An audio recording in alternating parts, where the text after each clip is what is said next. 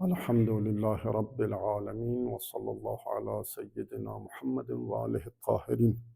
Allahumma salli ala Muhammad wa ali Muhammad. La dernière fois, j'ai parlé sur, en fait, Esm, le nom de Dieu. J'ai expliqué un petit peu sur le sens coranique des noms de Dieu. Aujourd'hui, on va commencer une explication sur le mot et le terme Allah. En fait, littéralement, il y a 4 racines pour Allah, selon des livres de dictionnaire arabe. Première, on dit que la racine de Allah, la racine c'est Aleha. Aleha, ça veut dire adorer. Donc,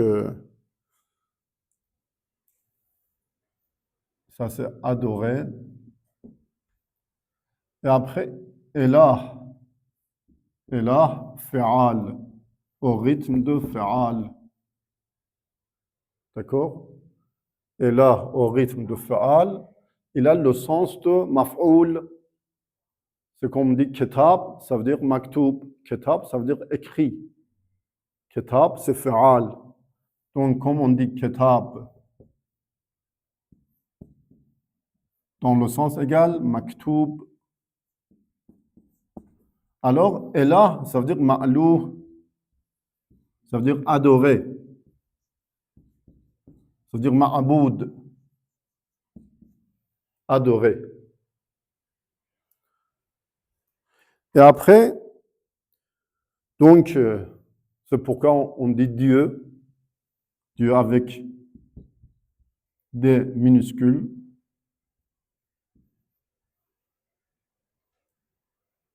Mais le seul être qui mérite être Dieu, ça veut dire adorer, c'est Al-Ilah. Al-Ilah. Donc, ils ont ajouté l'article défini Al-Flam, pour, en fait, désigner un être suprême comme adoré, comme Dieu. Et petit à petit, ils ont supprimé ce Hamza, donc il est devenu Allah. Et à la fin, Allah. Donc ça, c'est une étymologie pour le terme Allah. Ça veut dire adorer. Et donc le sens originel, c'est un sens commun, c'est un nom commun. Ça veut dire adorer. Mais aujourd'hui, quand on dit Allah, c'est un nom propre. Allah, c'est un nom propre. C'est comme par exemple pour la ville de Yathrib. Yathrib, c'était une ville à l'époque des Arabes, à l'époque de notre prophète. Lorsque notre prophète est entré dans cette ville, on disait Madinatun Nabi. Madinatun Nabi. C'est-à-dire la ville de prophète. Mais après, on supprime un Nabi, on ajoute Alif Lam, Al-Madina. Et Al-Madina, ça veut dire encore Madinatun Nabi. Encore, c'est un nom commun. Mais au long de l'histoire, il est devenu le nom propre de la ville Médine. D'accord? Pour Allah aussi, c'est pareil. Le mot Allah est un nom propre aujourd'hui, mais il avait une origine des noms communs. Une autre racine présentée pour Allah, c'est Alaha. mais au sens de tahayyur. Tahayyur. Tahayyur, ça veut dire embarras. Si on cherche quelque chose, on n'arrive pas à trouver, à bien distinguer, donc il y a un embarrassement devant nous. On ne peut pas embarrasser, oui. Ou par exemple, on arrive à un niveau qu'on se perd devant une vérité, on ne peut pas. Donc, nous sommes étonnés. Donc, étonnement et tahayyur. C'est pourquoi, par exemple, dans le hadith, on dit qu'on ne peut pas te décrire en confusion. Donc vient de tahayyur, confusion. On n'arrive pas à comprendre. Donc, on reste étonné, confus. On reste comme ça, devant cette vérité. Donc, c'est deuxième racine. Troisième racine, c'est de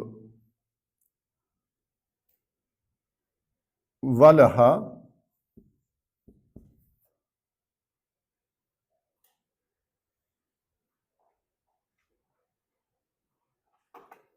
ça veut dire être amoureux de quelqu'un, de quelque chose. Donc, on dit valeh. Valeh, ça veut dire amoureux. Il est valeh, ça veut dire il est amoureux au point maximum.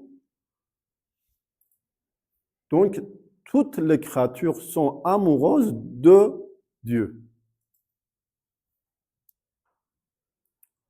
Les êtres humains, les végétaux, les animaux, tout. Donc, Dieu est bien aimé de toutes choses, en fait. C'est pourquoi dans le Coran, on dit « Wa en min shay'in »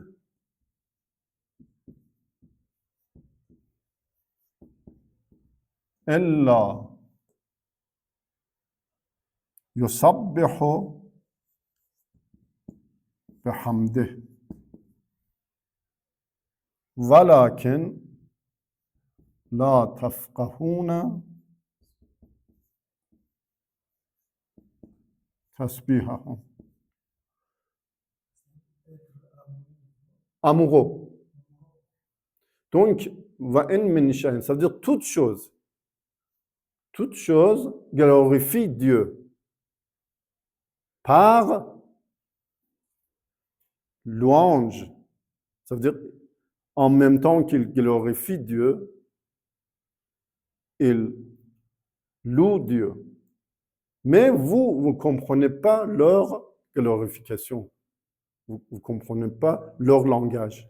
Comment ils glorifient Dieu. Donc, toute chose. Pas seulement notre prophète, pas seulement nos imams, pas seulement des êtres humains, les arbres, les végétaux, les animaux, les montagnes, tout. Et vous savez, quand David chantait, les montagnes chantaient avec lui. Quand il glorifiait Dieu, on voyait que la rivière, les montagnes commençaient et chantaient avec lui. Donc, il pouvait entendre leur glorification. Bien. Donc, ça, c'est deuxième, troisième racine. Et il y a aussi une quatrième, de laha yaluho. Donc, quatrième racine, c'est laha yaluho liyahan. Ça veut dire ihtajaba. Ihtajaba, ça veut dire cacher, se cacher, être caché, oui, se cacher. Ça veut dire on ne peut pas le voir. Il est dans un sens batin. Donc, Par exemple, dans le Coran, on dit La tudrikuhul absar. La tudrikuhul absar. Les yeux ne peuvent le voir. Pourquoi? Parce qu'il est caché.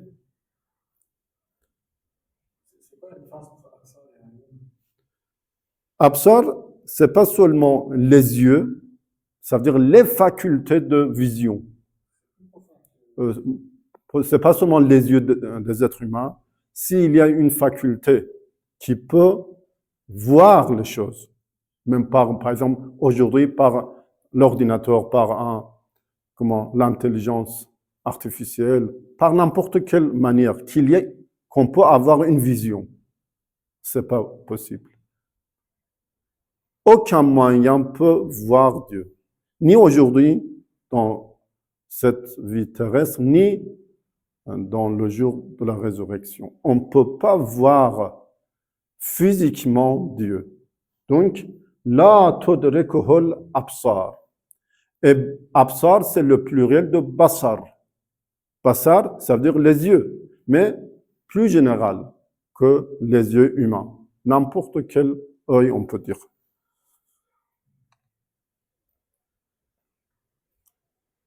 Donc, avec première racine, c'est Aleha, ça veut dire adorer. Nous avons 4 propositions pour la racine de Allah.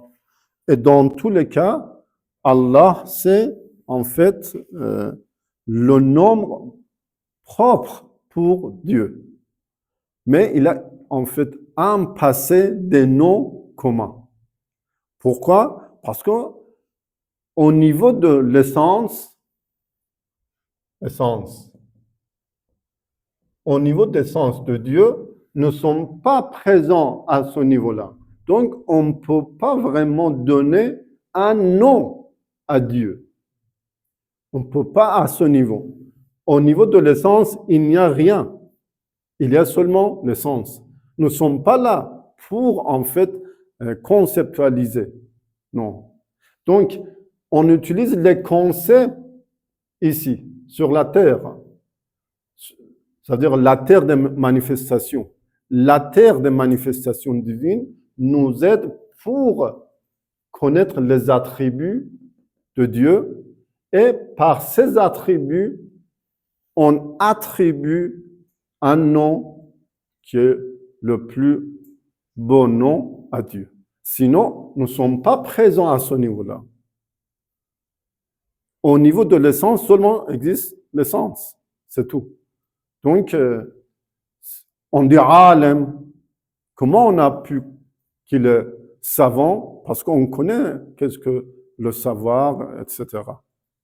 Et après, quand on dit l'essence, c'est un être le plus parfait, alors il a tous les attributs, les plus beaux attributs. Donc, c'est pourquoi on dit l'alim, il est, je sais pas, qadir, puissant, etc. Sinon, nous ne sommes pas présents à ce niveau-là. Donc, le nom d'Allah,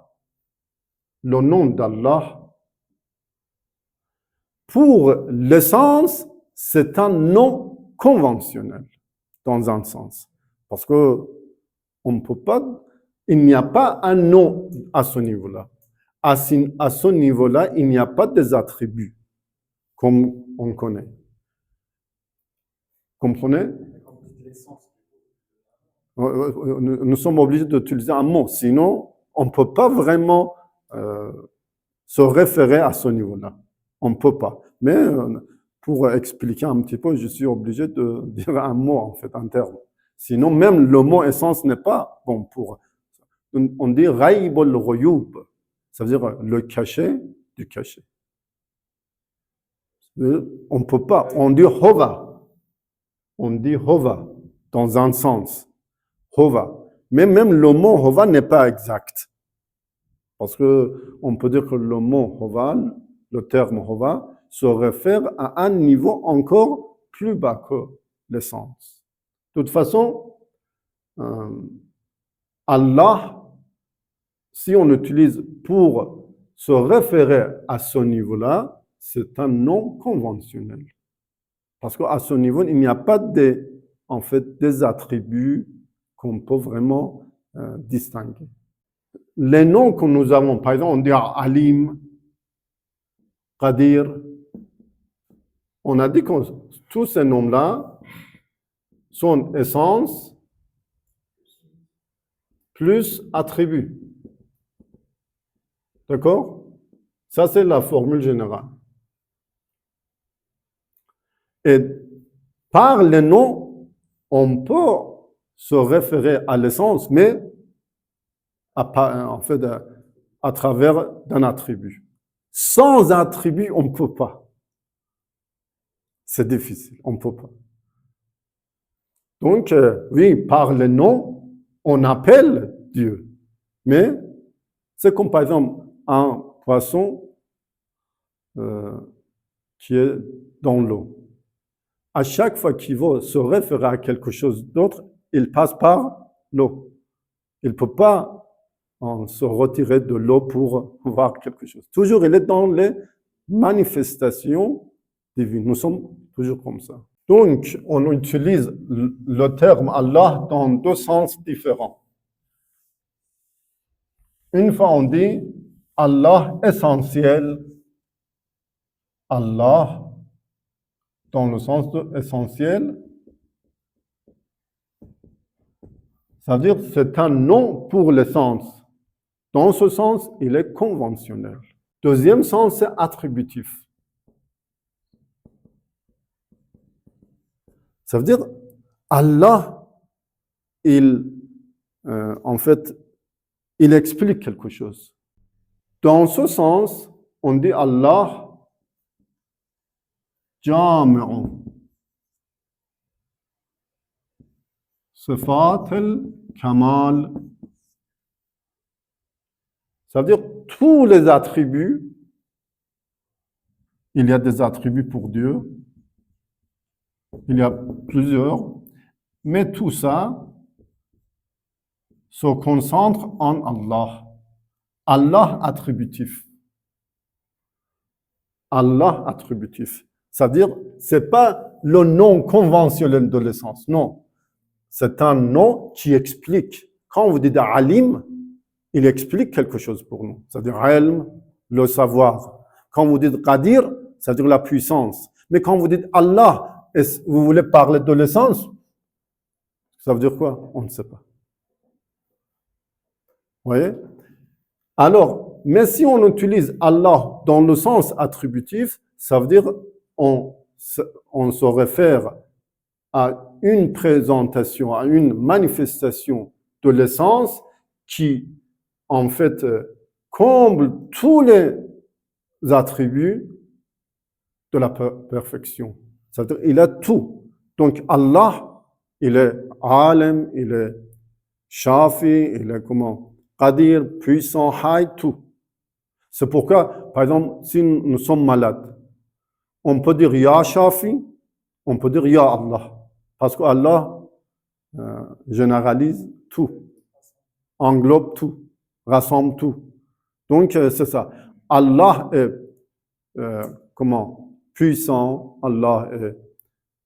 c'est pourquoi il est devenu comme un nom, un substantif. On va lire ça. Donc, Allah, il est devenu comme un substantif. Et il accepte adjectif. On dit Allahul Alem. Alem, c'est l'adjectif pour Allah. Mais on ne peut pas utiliser Al-Alem, Allah. C'est-à-dire Allah n'est pas l'adjectif pour Alem. Mais Al-Alem, c'est l'adjectif pour Allah. Donc, comme il se réfère dans un sens à l'essence, et aussi il est Jami' al-Sifat al-Kamal, englobe tous les attributs, alors il est devenu comme un nom, comme un substantif, et littéralement, on utilise comme un substantif. Et on ajoute les adjectifs avec Allah.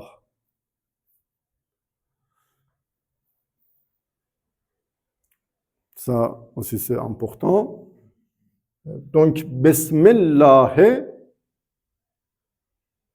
abtada'u bismillah. Quand on dit Ismullah,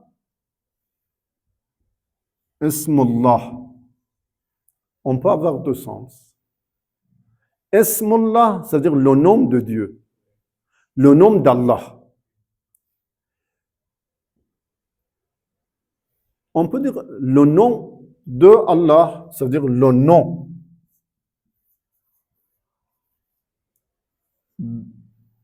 d'Allah. Et comme Allah se réfère à l'essence, c'est un nom propre, le nom d'Allah est différent que Allah. Parce qu'il est avec attribut. Donc, ça c'est un sens. Si on prend Allah comme le nom essentiel qui montre l'essence. Mais si on prend Allah comme au sens attributif, le nom d'Allah peut être égal à Allah, parce qu'on parle de Allah lui-même.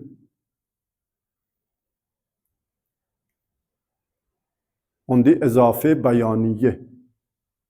Ici c'est Ezafet, Ezafiye, Bayaniye. Ezafe Bayaniye, c'est comment? Mudafun ilay égale à mudaf. Vous voyez? Donc, Ezafe Bayaniye, ça veut dire ça. Mais ici, le nom d'Allah, le nom n'est pas égal à Allah. Il y a une nuance ici. Donc, le nom d'Allah, dans ce sens, c'est-à-dire Billah, c'est-à-dire je commence B-Allah, c'est-à-dire lui-même. Mais dans le premier sens, non. Je commence par le nom de Allah, c'est quoi? Ar-Rahman. On va entrer dans le deuxième nom de Dieu. Donc, avec cette explication, il y a des nuances. Donc, lorsqu'on dit Bismillah ar-Rahman ar-Rahim, quel rapport existe entre Ar-Rahman et Allah et Ism? Si on utilise Allah comme un nom propre, il y a plusieurs propositions. On dit Ar-Rahman est un adjectif pour Allah. J'écris comme ça, c'est mieux. Ar-Rahman est un adjectif pour Allah. Dans ce sens, ça veut dire que grâce au nom d'Allah,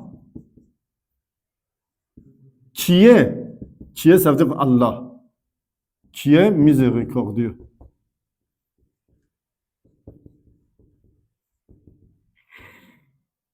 Parce que Ar-Rahman, c'est l'adjectif de Allah. Bismillah. Si on utilise comme ça, Ar-Rahman est une apposition comme ça, grâce au nom d'Allah, Ar-Rahman est une apposition. Pourquoi? Soit pour Ism. Donc, grâce au nom d'Allah. Quel nom? Le nom Ar-Rahman. C'est-à-dire Bir-Rahman. Ici, ça veut dire grâce.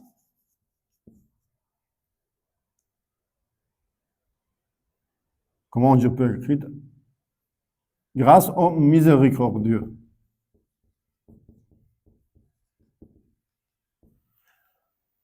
Grâce au nom d'Allah, Ar-Rahman, ça veut dire grâce au miséricordieux.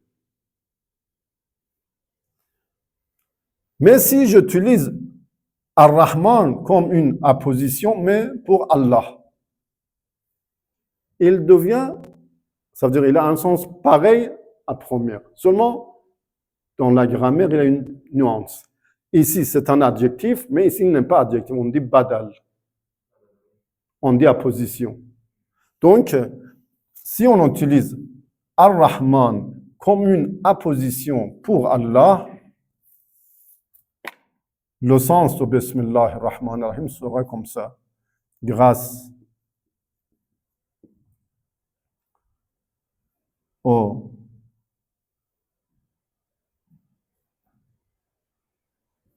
nom d'Allah, une explication pour Allah lui-même, le miséricordieux.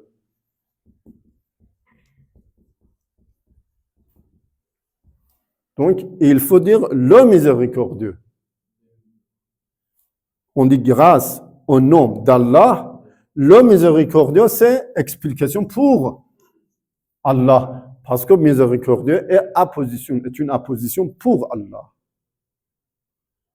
Donc, vous voyez, il y a plusieurs traductions pour Bismillah ar-Rahman ar-Rahim. Je répète ça. On dit Bismillah ar-Rahman. Ar-Rahman, c'est quoi? On peut dire est une apposition pour Allah. On peut dire est un adjectif pour Allah. On peut dire est une apposition pour Ism. C'est-à-dire, on commence par quel nom de Dieu? Par le nom Ar-Rahman. Apposition, soit adjectif. Donc, soit adjectif pour Allah, soit apposition pour Allah, soit apposition pour Ism. Je vais écrire les différentes traductions. Donc, ici, grâce au nom d'Allah, qui est miséricordieux. C'est un adjectif pour Allah. Ici, grâce au nom d'Allah, on peut enlever Allah et mettre miséricordieux. On dit grâce au miséricordieux. Ici, c'est une apposition pour Allah. On peut dire que miséricordieux est une apposition pour Ism. Donc, grâce au nom d'Allah, le miséricordieux.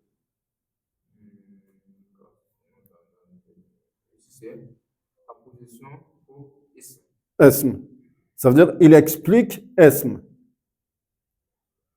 Donc, ça doit être différentes traductions pour Bismillah ar-Rahman. Mais on va commencer sur Rahman.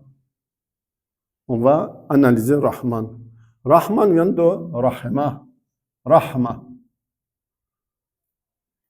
Qu'est-ce que ça veut dire Rahma? Dans Raghib, vous connaissez bien Raghib, c'est un philologue, il dit Ar-Rahma riqqatun. Ar-Rahma riqqatun taqtazi al-ihsan. Riqqa, ça veut dire quoi? Un sentiment, une gentillesse dans le cœur. Dans le cœur, il y a un sentiment qui exige al-ihsan. Ihsan, ça veut dire offrir, donation, donner quelque chose à quelqu'un. Donc, il y a un sentiment à l'intérieur de nous. On appelle ça rahma.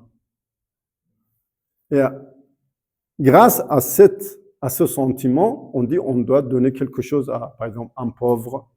Ça, c'est rahma. Et après, il dit qu'on utilise ça, rahma, parfois dans le sens de sentiment. Donc, j'écris ça, sentiment. Rahma, ça veut dire le sentiment. Sans offre. Sans offrir. Parfois, on utilise ça, sentiment, plus offrir, et parfois seulement offrir. Donc nous avons 3 utilisations, 3 emplois pour rahma. Sentiment sans offrir. Vous voyez, il y a beaucoup de gens qui ont des sentiments, mais ils ne offrent rien. Dans leur corps, de toute façon, ils ont un sentiment pour une personne, mais peut-être ils sont eux-mêmes pauvres, ils ne peuvent rien faire. Ou, donc on dit, il est rahim. Sentiment plus offrir. Il a des sentiments au corps, il a de bons corps et il fait quelque chose. Ou offrir sans sentiment. Parmi les 3, on doit utiliser offrir sans sentiment pour Dieu. Parce que Dieu n'a pas encore un sentiment. Donc, pour Dieu, il ne faut pas utiliser sentiment sans offrir, parce que Dieu n'a pas de sentiment. Ni sentiment plus offrir. Non, seulement offrir sans sentiment. Donc, quand on parle de rahma, ça veut dire ça. Et vous savez, il y a une différence entre rahma et mawadda. Mawadda, ça veut dire amitié. Ou miséricorde réciproque.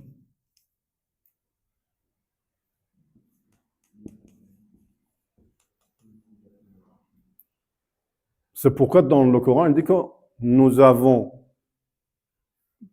mais entre l'époux et l'épouse, entre vous et votre femme, mawaddatan wa rahma.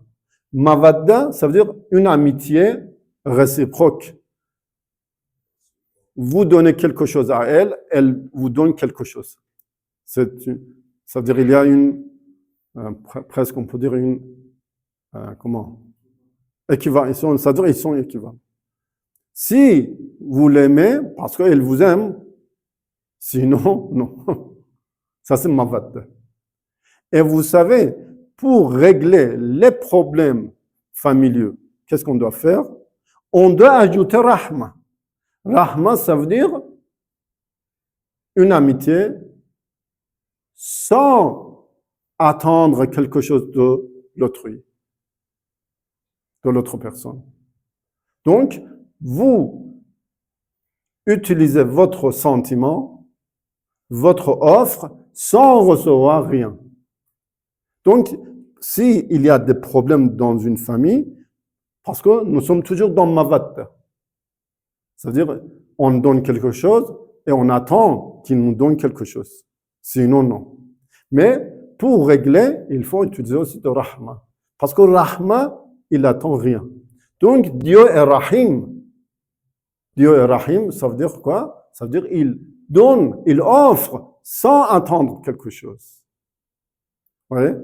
Donc, bismillah. Mais Rahman, c'est quoi? Rahman, c'est un adjectif au sens hyperbole, on dit. Ou hyperbolique. Ça veut dire mubalagha, exagération. Ça veut dire il est très miséricordieux. Très miséricordieux. À ce point qu'il englobe toutes choses. La miséricorde de Dieu englobe toutes choses. Ça, c'est Rahman. Donc, Rahman, ça veut dire miséricordieux, dont la miséricorde englobe toutes choses. On dit Rahmat wasi'ah. Rahmatun wasi'ah. Rahmatun wasi'ah. Ça veut dire une miséricorde englobante. Toutes choses. Mais Rahim, c'est quoi? Miséricordieux particulière. Pourquoi? Parce que Rahim, c'est un adjectif, on dit sifat mushabbaha. C'est un adjectif de constance. Ça veut dire toujours il est miséricordieux. Alors, comment Dieu peut être toujours miséricordieux envers nous si nous sommes des croyants. Parce que si nous ne sommes pas croyants, au jour de la résurrection, on doit aller à l'enfer.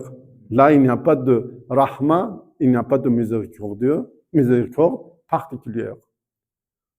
Donc, rahim, ça veut dire toujours miséricordieux. Alors, je veux profiter des versets coraniques pour expliquer, en fait, les choses que nous avons dit. Surat Isra, Surat 17, le verset 110. قل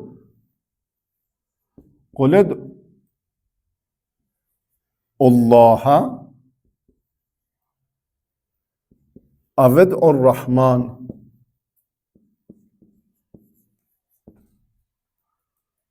أيا ما تدعو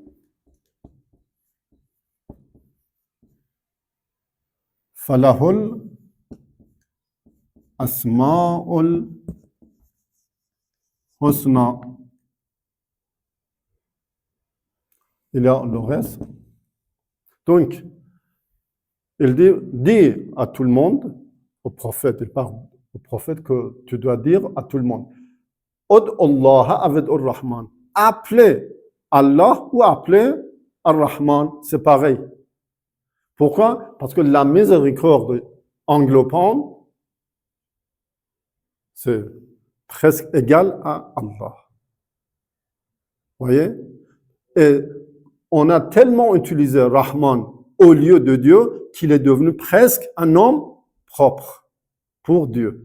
Donc, Qolet Allah avec Ar-Rahman, appelé par Allah ou par Rahman. Appelé Allah et Ar-Rahman, ayyan ma tad'u. Vous pouvez utiliser n'importe quel nom. Falahul asma'ul husna. Dieu possède les meilleurs noms, les plus beaux noms. Donc, ça montre qu'Allah et Ar-Rahman, Rahman aussi est devenu presque un nom propre pour Dieu. C'est pourquoi il est interdit ou il est blâmable de, en fait, nommer notre enfant Rahman. Parce que Rahman, c'est presque, doit être utilisé pour Allah seulement. Je veux utiliser des versets coraniques qui montrent Ar-Rahman, ça veut dire la miséricorde générale. La sourate 40, le verset 7, sourate Ghafir. Rabbana wasi'ta kulla shay'in rahmatan wa ilman. C'est-à-dire la miséricorde de Dieu englobe toutes choses. Le savoir de Dieu aussi est pareil. Donc, vous voyez, Dieu possède une miséricorde englobante. On appelle Rahman. Sourate 45, le verset 19, Sourate Maryam. Ya abate, inni akhaf an yamassuka adhabun min ar-Rahman fatakuna lish-shaytani waliya. Oh mon père, ça c'est la parole d'Ibrahim à son oncle, en fait. Parce que Hazar, il n'était pas son père biologique. Il était son oncle. Ya abate, oh mon père, j'ai peur qu'un châtiment de la part de Rahman te touche. Ça veut dire Rahman peut avoir du châtiment. Donc Rahman, c'est englobant. Ça veut dire même l'enfer, c'est dans la miséricorde générale. Le châtiment aussi, c'est une miséricorde générale. Donc Ar-Rahman peut nous châtier pour nous donner des bonnes récompenses. Ça montre que Rahman, c'est la miséricorde générale. Sourate Taha, la sourate 20, le verset 5. Ar-Rahmanu ala al-arsh istawa. Arsh, ça veut dire le trône divin, ça veut dire toute chose, tout l'univers. Donc, Ar-Rahman domine sur le trône, sur toute chose. Donc, Rahman, c'est la miséricorde englobante. La sourate Anbiya, surat 21, le verset 42. قل من يكلؤكم بالليل والنهار من الرحمن بل هم عن ذكر ربهم معرضون. Ça veut dire qui peut vous donner la sécurité des ruses de la part de Rahman. Donc Rahman peut avoir des bonnes offres, il peut avoir des châtiments et des ruses. Rahman est englobant. Mais Rahim, c'est comment? Huvalladhi, surat Ahzab, la surat 33, le verset 43. Huvalladhi yusalli alaykum wa malaikatahu liyukhrijakum min adh-dhulumati ila an-nur. C'est Dieu qui prie sur vous ainsi que ses anges. C'est-à-dire les anges et Dieu prie sur nous. Pourquoi? Le résultat de cette prière, c'est quoi? Pour qu'il nous sorte, nous fait sortir des ténèbres vers la lumière.